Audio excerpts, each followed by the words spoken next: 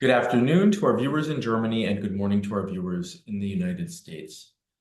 Hello, I'm Steve Sokol. I'm the president of the American Council on Germany, and I'd like to welcome you to today's Kaffeepause. Regularly, we check in with a journalist based in Berlin to talk about the news stories behind the headlines. And today, I'm delighted to welcome Malte Lehming from the Berlin Daily, der Tagesspiegel. Malte, herzlich willkommen. It's wonderful to see you. Thank you so much, and good morning to New York. It's always great to talk to you, Malte, and I'm very much looking forward to the conversation that we're going to have today, because you really have your finger on the pulse of what's going on in Germany and in political Berlin, if you will. But what I also really enjoy about having you as a guest for the Kaffeepause is you often like to start by talking about what the headlines are at other publications and your own to give our audience a sense of, what the driving issues are and what the stories are. And so I'd be really curious to hear from you what some of the major papers are putting on their front pages today and how that's sort of driving the agenda in Berlin. Yes, thank you again. And I think two topics are in the forehead of most papers today. It's, first of all, the war in Ukraine and the last round of escalation from Vladimir Putin bombarding electricity compounds and things like that. So this is one of them. The other is the election campaign started in Germany with snap elections on February 23rd. The first is the tabloid. The tabloid with biggest headline is Putin escalates. Mm-hmm. This is, I think you can read this. The second is, I will quote now my own paper. It's right now, it's 1,000 Days of War in Ukraine. And the other title is, this one here is about the SPD streitet über Kanzler. There are infights in the SPD about who should be the next candidate for chancellorship, if it's Scholz or Defense Minister Pistorius. The next is from the Business Daily Handelsblatt. Ampel aus and the after effects of the end of the coalition. And the last one I want to show you is the Frankfurter Allgemeine. It's the Greens. This is the line. The Greens voted for Economic Minister Habeck to be their next candidate for chancellorship. So these two topics, war in Ukraine and the coming of the German election campaign, are the topics that are the most people's mind today. And I would like to make the prediction it will be tomorrow as well. These are the main topics right now that constitute. Yeah. So playing into that, and I think that this is where both, yet another point where both of those topics come together. What's been the response to the call that Chancellor Olaf Scholz had with Vladimir Putin last week in the German public? Because that's something that some people have said, some people have been incredibly critical of. Others have said this is a sign of diplomacy at a time when the Chancellor is trying to sell himself as the Friedenskanzler or the peace Chancellor, and that this was maybe a move that he made for domestic consumption rather than international consumption, but also some consternation because he does not seem to have spoken with his European allies, with Macron in France or with Tusk in Poland about this call, other than perhaps to inform them that he was going to make the call, but certainly not a sense of a united front among the European states. Yes, I think you described the reactions very well, because the very harsh and critical reactions were because he talked to Vladimir Zelensky, ahead of this. Even though Zelensky afterwards was very, very critical about this and said the right course is to isolate Putin and not to talk to him. And given the reaction of Putin to this telephone call, mainly bombarding cities and towns and regions in Ukraine, the heaviest round of assaults that you have in the last at least weeks and months, means that he didn't care about the intentions of Scholz for nothing. So maybe both reactions are right in a way, because I would say that any kind of diplomacy and try to figure out what goes in his mind, and if there's any kind of thing you can talk to Putin, trying to find this out is necessary. Even though I think the unity of the West, and I'm not talking just about the NATO, but Western countries, for example, France, for example, Poland, these are the two main neighbors of Germany, and to talk with European people about this is essential. On the other hand, to how many people you want to talk before you make a phone call. It's just some kind of practical reasons. Then you have 10 phone calls ahead of one phone call. And this slows things down. So sometimes the direct contact is good as well. The Minsk agreement from Merkel were not coordinated at all with all European partners, but and sometimes not with the United States. So I would say, yes, the reactions to criticize him are right in themselves, but I think diplomacy is a value in itself.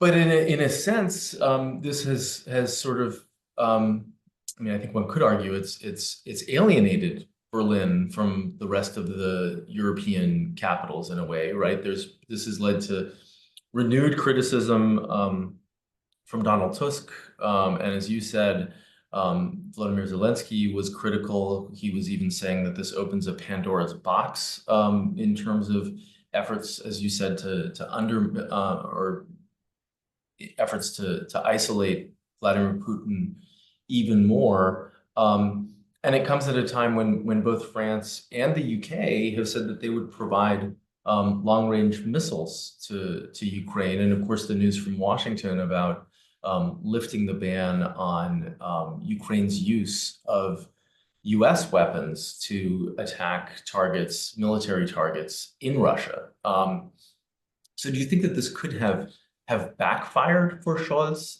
internationally, or do you think that the signaling in terms of domestic politics is really what he had front and center? That's a good question. I mean, I think the countries of the European Union, the member countries, they're trying to figure out what is the best way to deal with Putin. Now you have the US election and a designated President Donald Trump. What does he think about phone calls with the Vladimir Putin? Nobody knows. So maybe what seems wrong at the moment may be the right way in 4 weeks or 6 weeks from now when President Trump will be inaugurated. So there's a lot of insecurity in European circles. There's no unanimous path of way that people advocating should be going right now. So I think these kind of insecurity means that the after effects of this phone call won't be too harsh. The second point is, since right now the election campaign started, whom are you arguing with? He's still the chancellor, but everybody expect that he will be the shortest chancellor in the history of Germany. So is it worthwhile to pick a fight with him right now, or just wait for the next chancellor? So I think these two things, the insecurity and not knowing what will be the future of Scholz, contribute to the fact it will be forgotten in, I would say, in a week or 2 weeks from now.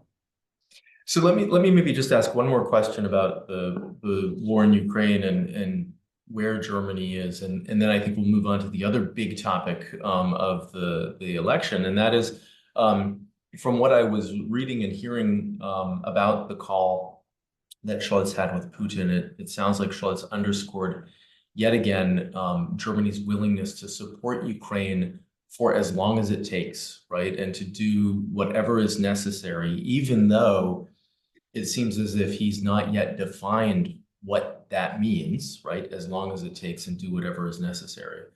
Putin at the same time stressed that any peace deal would have to accept what he's called new territorial realities, i.e. where the Russian forces are in Ukraine at this point, and that he would force Ukraine to renounce NATO membership. I'm curious, how this is playing out in Germany. Obviously, there are at least two camps in terms of what the path forward is, but what's the sentiment in Germany about having Ukraine basically capitulate and acquiesce the land that Russia has already gained and write off NATO membership?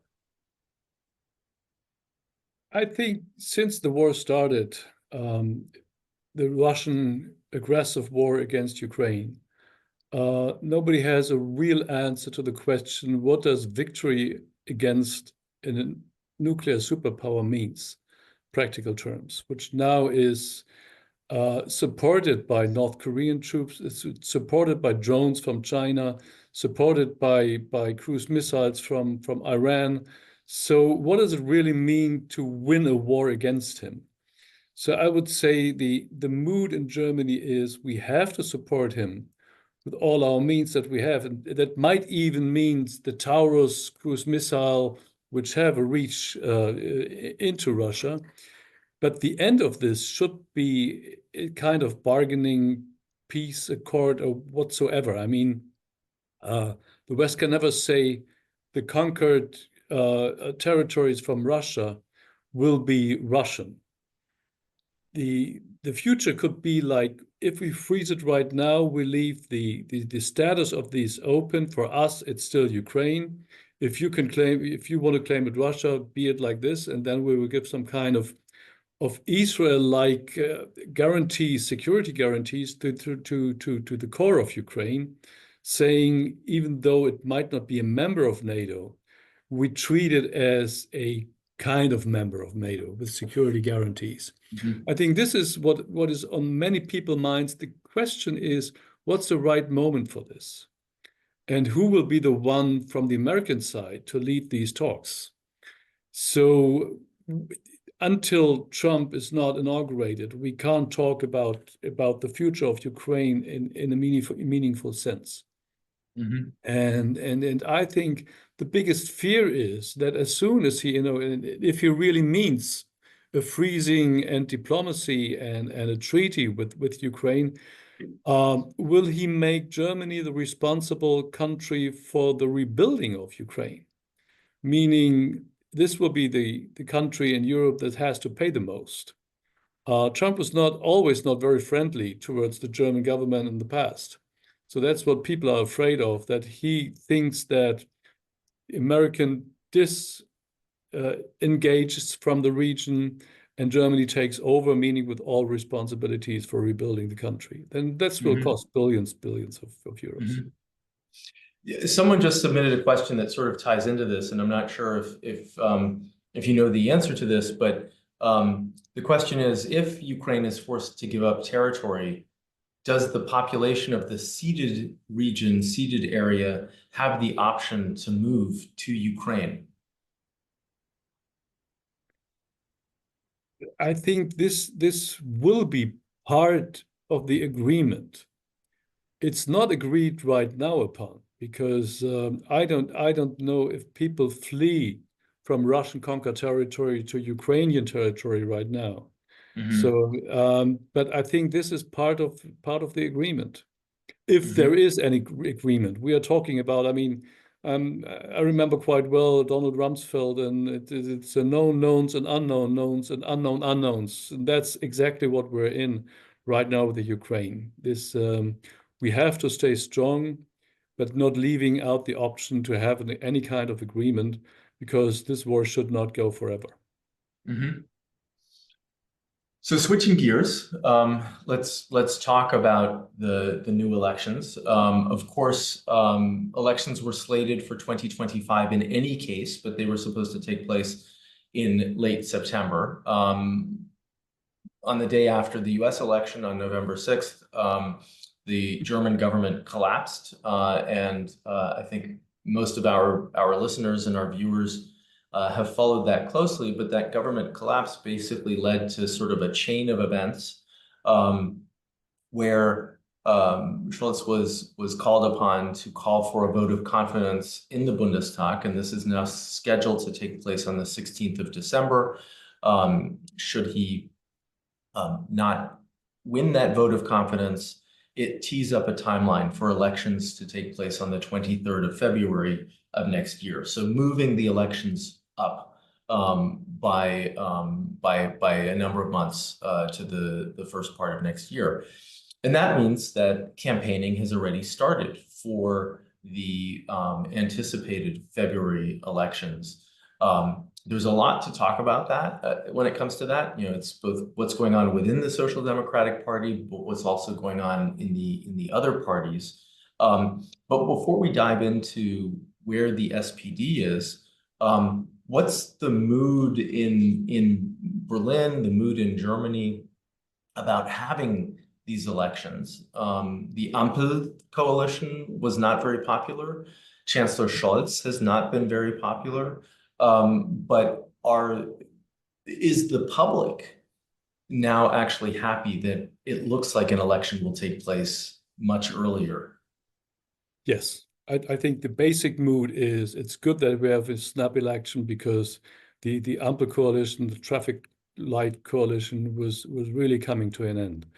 And it was like, I mean, we're observing this kind of stage for the last weeks and months, maybe half a year, where things are really not going on, and all these meetings that had to be called just to talk to each other about the frictions in the coalition were so annoying to many observants that I think the basic mood is, yes, it's good we have a new election.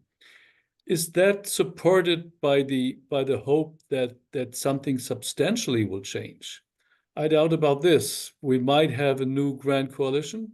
This is the most likeliest outcome. The CDU-CSU will be on the top, and Merz will be probably the next chancellor. But with whom to govern? And the next party in line is the SPD. So we're facing the same kind of coalition we had before the Ampel coalition. So so do people think a lot will change after that? No, I don't think so. But it's good in terms of having a next stable government. This is the basic topic, because we live in such turbulent times. We just need a stable government. And we will have, after February 23rd, coalition talks, maybe lasting for 2, 3, sometimes 4 months. So meaning stable coalition from now on, from November, might last until next July or June. And this is quite a long time for the biggest country in the European Union, not to have a stable government. But most people I think it's good we have an election. Will it change a lot? Basically not. I mean, of course, I agree with you that the most likely new government will be a grand coalition of Christian Democrats and Social Democrats. I guess the other option would be another 3-party coalition like the Traffic Light Coalition in terms of the math. But this government has also shown how difficult it is to govern with a 3-party coalition. And I would think that the Christian Democrats under Friedrich Merz would try to avoid that sort of a scenario because I feel like the appetite is just not there. Yeah. The more parties are in a coalition, the more it is unstable coalition. If it's not bound together by some ideological common denominator. But I can't see it. I mean, if we talk about alternatives to the Grand Coalition, this is the CDU together with the FDP, which is very unsure if it's in, or the Greens.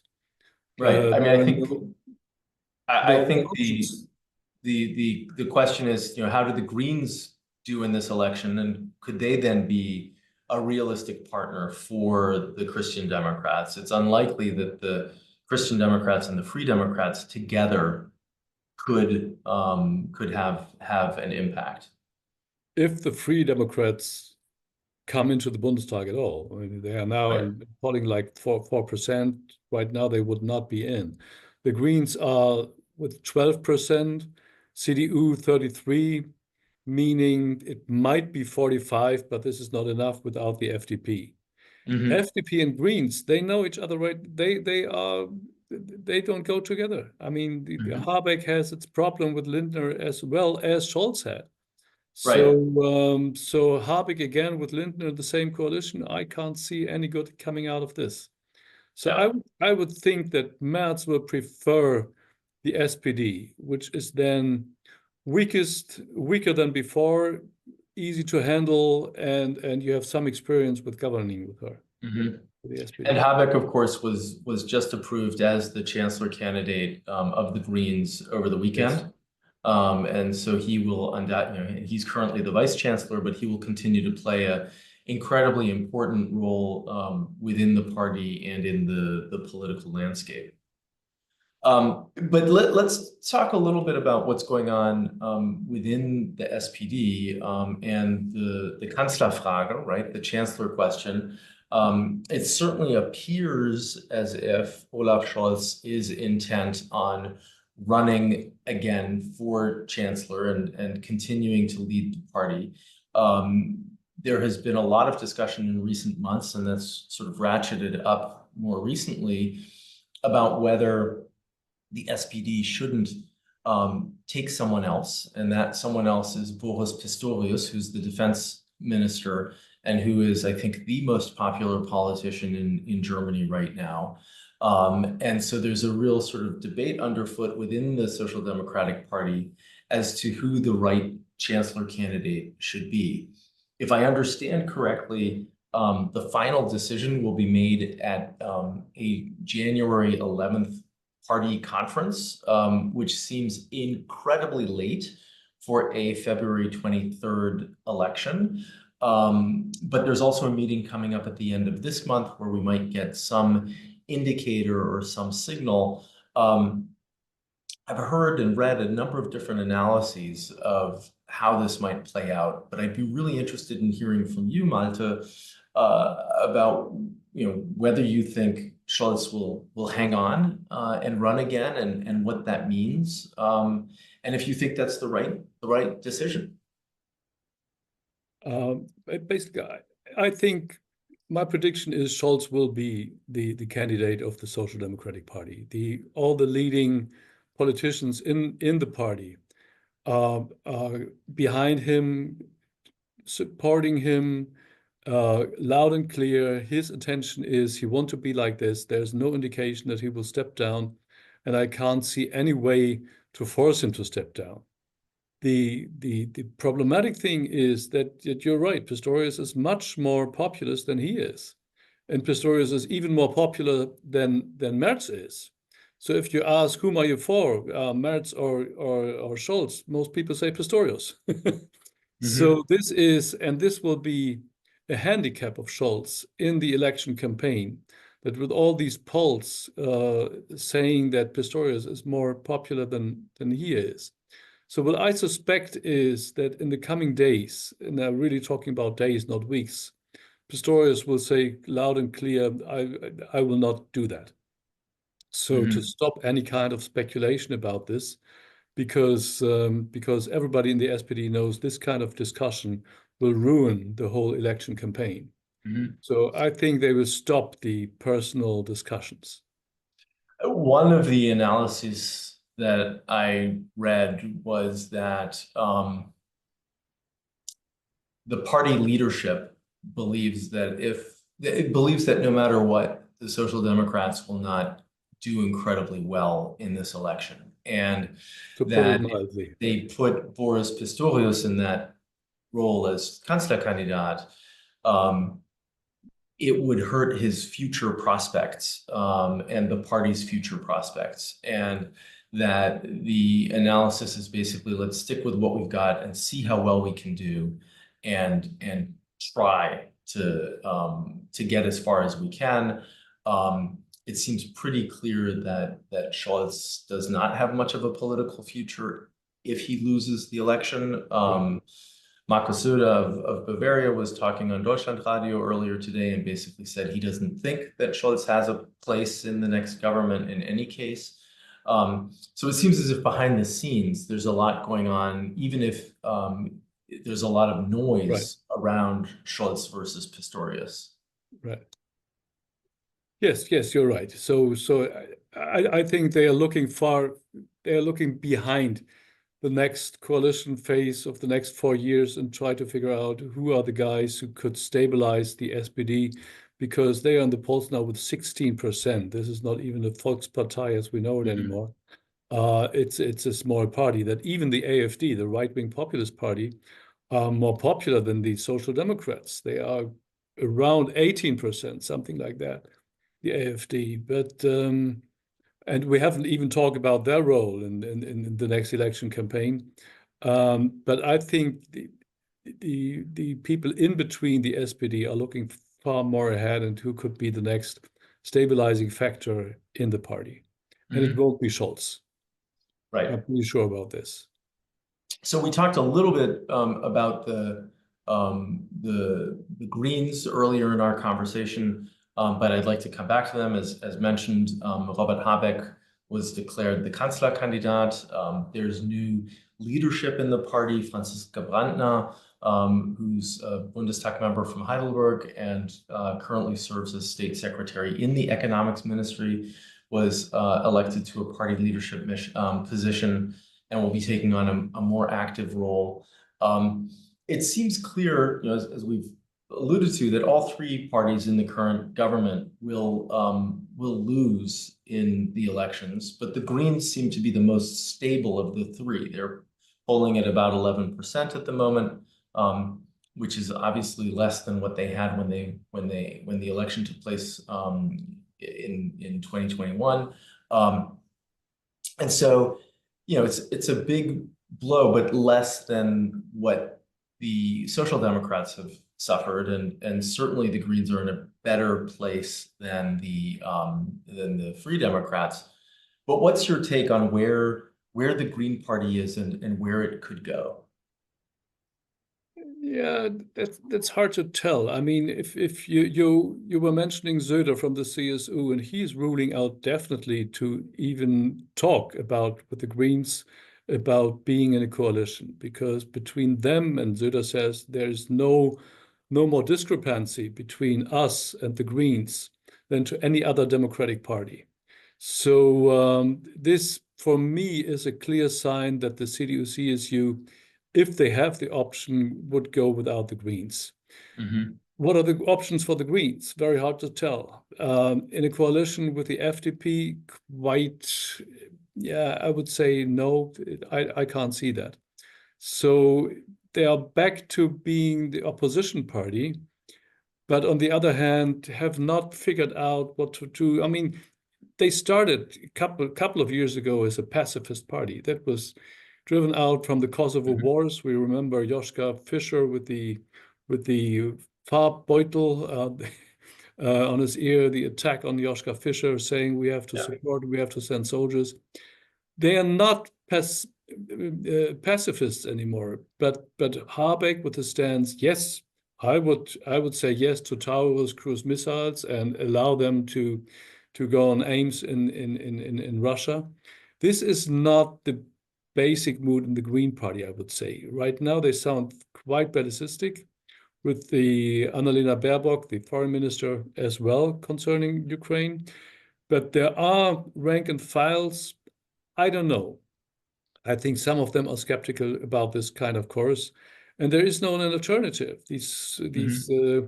Sarah Wagen, the Alliance for Sarah Wagenknecht, it seems not only to left wings, but to left wing greenish people as an alternative as well. Mm-hmm. So they have their infights as well without a real clear option how to govern on, Mm-hmm. yeah. Um, One of our viewers just submitted a question about one personality in the Green Party, Sergei Lagodinsky, who's currently a member of the European Parliament. Um, do you think he might have a role to play in the Green Party moving forward at a Bundesebene on the domestic level in Germany? I can't I can't really say. He is for quite a long time member of the European Parliament. Uh, when I think he's doing quite well. Why should he leave that and come to come to Berlin, I mean, from his perspective, to come to Berlin without a party in government. So doesn't he have more influence as a member of the Green Party in the European Parliament than as a member of the Green Party in Berlin? That would, but I have no privileged knowledge about his or the party's goals, what they have. So let's talk a little bit about the Free Democrats and where they are. They've lost a lot of traction in polls and even in state elections over the last 4 years. They've not done very well. The current polling makes it seem as if they might not even make it over the 5% threshold to get any seats in the next parliament. And so some people are asking, what the future of this party is and what the future of Christian Lindner is, who was the finance minister up until the 6th of November, and with whom there have been some real tensions within this government. So let's talk a little bit about where the Free Democrats are. We were talking about before what will be the future of Scholz and the SPD if the SPD is let's say 15% Scholz is out. If the Greens are not doing better than 12 or 13%, they will be out of government. So, and if the FDP will not make it into parliament because they will be under the threshold of 5%, Lindner will be out. I think that will be the end. His image as being a scrupulous tactician who really tried to end the coalition before Scholz tried to end the coalition with the secret things that came out recently about their plans to end the coalition, was contributing to not a maybe a smart politician, but not a very trustworthy coalition. So I think this image will ruin his political career if the FDP will not make it into parliament. I mean, it was about money, and Scholz did it quite symbolically, saying if we have to spend more money to Ukrainian war, we have we can't obey the debt relief, the debt break. The debt break is forced to us from the Constitution. But there are some certain ways to circumvent these kind of things. With the FDP was saying, no, we don't do it. But then Scholz said, okay, but how to save the money? And the FDP said on social terms. So we can't. And Scholz's reply was, I don't want to decide between social spending cut down in harsh measures or supporting Zelensky in Ukraine. It's not either or. So that's why we have to find a special funds or things like that to finance it. And Lindner was not willing to do that. So yeah. So we've obviously touched on the main opposition party, the Christian Democrats, CDU, CSU, a little bit in our conversation, but maybe it makes sense to talk about them a little bit more at the moment. They're polling the strongest in Germany at the moment, and their leader Friedrich Merz seems poised to be the next chancellor of Germany. Obviously, he has to be thinking a lot about his coalition options and who his partners could be. But sort of what's your take on him as a Kanzlerkandidat and his popularity, especially since he's not the most well-liked of politicians, but seems to be sort of the best option at the moment? Yes. In the polls, his ranking is not so good. The SPD will try their best to portray him as a millionaire who never really had a political responsibility. He was outside. He was working with the hedge funds industries, and that's what the SPD will try to portray him. You can't trust him, and he is a hawk about Ukraine, much more than Scholz is. So the dynamic between between January 20th, when Trump will be inaugurated, and February 23rd, when the election will be. This will show how good Merz is in dealing with the new US administration. If it comes to Ukraine, there are huge discrepancies. A hawk of Ukraine and saying we have to deliver the Tauros and allow them to aim at targets in Russia. And on the other hand, a American president who says quite the opposite, who might say, we just don't know because we can't read Trump's mind. But this will surely be a determining factor in the last phase of the election campaign.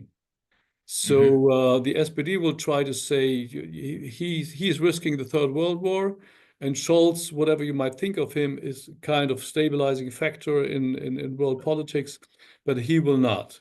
Merz is 69, never been in power in any kind of state. So will he be the right one? This will be the question of the SPD. I think the CDU-CSU is very much united behind him. You always had kind of like Söder coming from behind or from the side, but I don't take this very seriously. He admitted the fact that he will not be the candidate and has to support Merz, and that's all what he can do. So a very closed rank in solidarity with the Merz campaign. It will be about the economy. I don't think that migrants will be much in the forefront of the campaign, even though the AfD, the Alternative for Deutschland, will try to do their best to do that. But I think the economy is the basic topic, and this is the weakest spot for the SPD because the economy is down. Demand from China is going down, high energy prices, shortage of skilled labor, all these things, 2 recessions in a row. So this is what is on most people's mind, I think, at the moment. Yeah, I mean, I think you're right. I think the economy, but I also think migration are going to be the big issues that are going to be drivers in this election in Germany. I also think you're right that Friedrich Merz will remain the Kanzlerkandidat of the Christian Democrats. There had been some discussion about Söder in Bavaria or Hendrik Wüst from North Rhine-Westphalia, but at this point, it seems that unless Friedrich Merz makes a big mistake, he is the candidate of the Christian Democrats, at least for this next election. And he's 69 and not 82. Right. So. Right. So we've touched a little bit on some of the parties on the periphery, the AfD and the BSW, the Bündnis Sarah Wagenknecht. But let's talk about them for a minute as well. The AfD seems to be polling still in the high teens in Germany, as a whole. Of course, the AfD did very well in the 3 state elections in Eastern Germany in September, but they, seem pretty solid nationwide. Someone submitted a question asking whether the AfD will benefit in any way from Trump's election, whether they could see some sort of a bump. I'd be interested in knowing what you think about that. Is there something like an international of nationalists, or is that a contradictory in terms? I don't know. I think as a nationalist party, they care about Germany first. They point to Trump and the migrants, and the migrant problem might have saved Trump the presidency. So migrants is the most important topic for the AfD since. And Germany is kind of vulnerable to this topic because whenever something happens, stepping on the street from a refugee from Afghanistan or Iraq, or let's say it will push the AfD above 20%. So this is the vulnerability of Germany right now, because you never can exclude things like this to happen. So I don't think migration will be the front because no other party will join them in debating about this. So that's, yeah. Right now, still the Brandmauer, the so-called wall between the CDU, CSU working in any kind together with the AfD is functioning. I mean, for example, right now we have a government, a minority government. They can look for a majority, so can the opposition. Merz could say, let's go back to nuclear energy right now, but then the AfD will support him and he's excluded that. You can argue that what kind of policy is it if you just kowtow in front of the AfD because you don't want in any way to be supported by them, even though you could make politics right now as the opposition.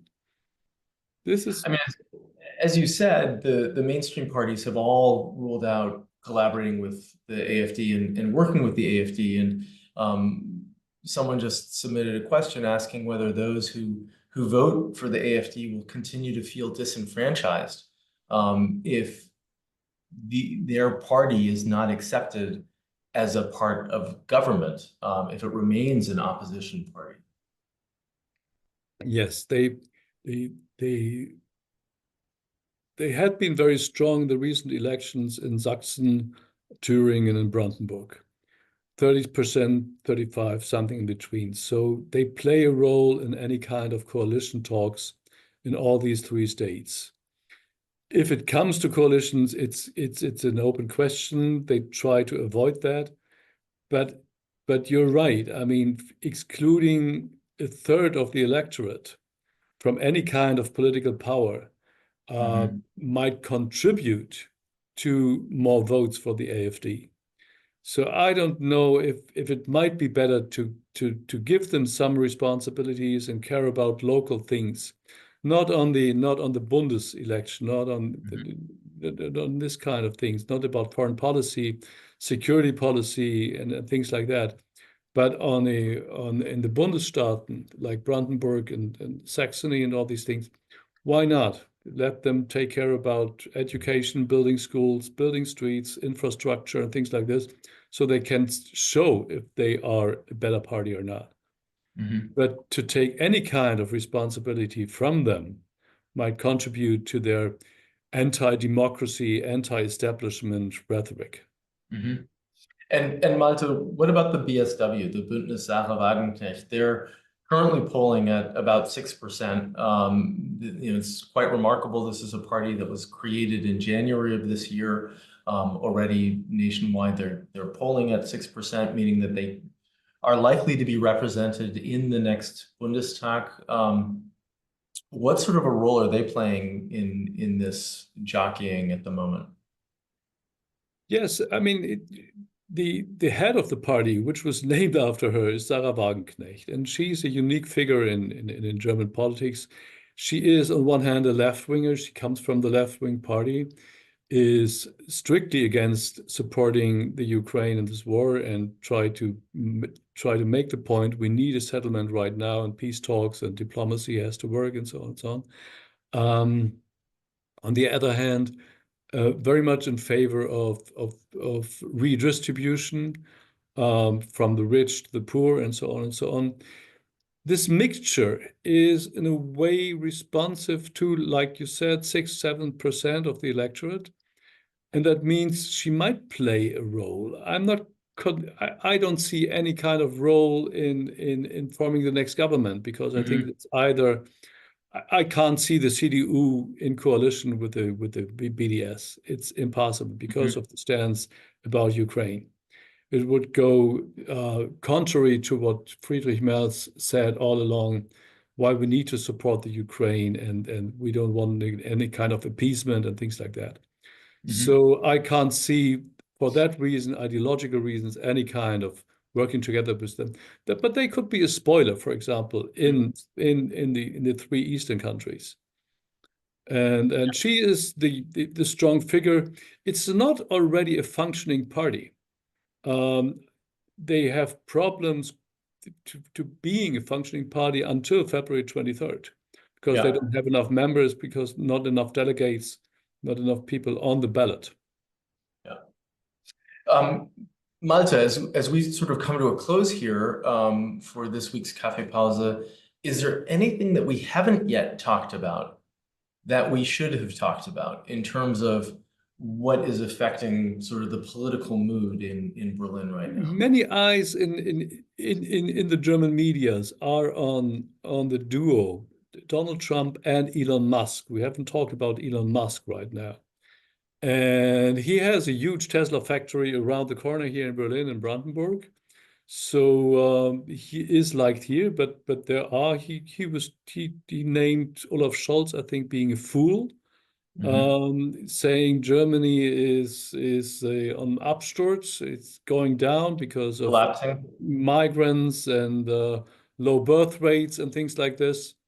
And he's not very fond of the European Union. He hates the European Union, but his aim is to stop any kind of regulation for the social media, because this would affect Twitter and other entrepreneurs that he's doing.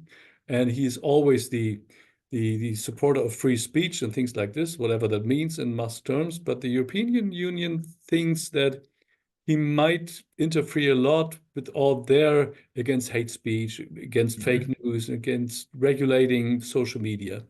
And this might be a topic that will come up and be much more strongly than right now it is. So the Spiegel has its main cover about Trump and Musk. So they see it as a duo, the power duo, the richest man on earth, with the most powerful man on earth. So what they are going to do, it's not just eyes on Trump, but eyes on Trump and Musk. That's what the Germans are looking at right now. Well, I think we all have our eyes on the next administration in Washington and what the implications of that administration might be, and how that might affect and otherwise impact the relationship between Germany and Europe, and more specifically, or sorry, between the U.S. and Europe, and more specifically between the U.S. and Germany. So obviously, lots of, as you said, uncertainty in the environment today. Hopefully we'll get clarity over the next few months as we see sort of the directions within which the new administration in Washington goes, and how the government in Berlin is formed. I guess one of my concerns is that with the chaos in Berlin and the uncertainty in Berlin, Germany is going to miss out on at least the first 6 months of the Trump administration. And we're seeing this already, although the inauguration is not until January 20th, through the naming of candidates for various cabinet positions and other positions. I feel like we're already starting to see the contours of what the new Trump administration will look like. And it's almost as if that started immediately on November 6th. And I worry that with the Selbstbeschäftigung, with the navel gazing in Berlin, there could be a missed opportunity for trying to cultivate a stronger relationship with Washington. Yes. We're lucky that Friedrich Merz has some good transatlantic ties, because he worked in the transatlantic relationship for decades. So if the CDU would be smart, and some in the CDU are smart, then they would try to build up their personal connections right now, and not wait until the German elections, but start now their USA trips and try to figure out whom to talk to. We had this in the first Trump administration, 2016 to 2020, when it took months and months and months to figure out whom to talk to in the new Trump administration. Nobody in Germany knew how to do that. So they should start right now, because it's quite obvious that they will have the next chancellor. Will be in trouble. Well, it's interesting. It's interesting that you say that, because just over the weekend I attended the German-American conference at Harvard, and I was surprised at the number of Christian Democrats, Bundestag members, who were in attendance at the conference and who spoke at the conference. And I did not see representatives from other parties. I saw some former Bundestag members from the Free Democrats, from the Linkspartei, but in terms of active MdBs, and I might have missed some, of course, there were several from the CDU and CSU, but I did not, at least, ich habe nicht zur Kenntnis genommen, I didn't recognize the participation of others. So what Yeah, you're talking about is already happening, of trying to that's good. cultivate ties to the US. Great. Well, Malte, herzlichen Dank. It is always wonderful to speak with you. I greatly appreciate it, and I look forward to speaking to you again in the not too distant future. Thank you for having me, and have a great day in New York.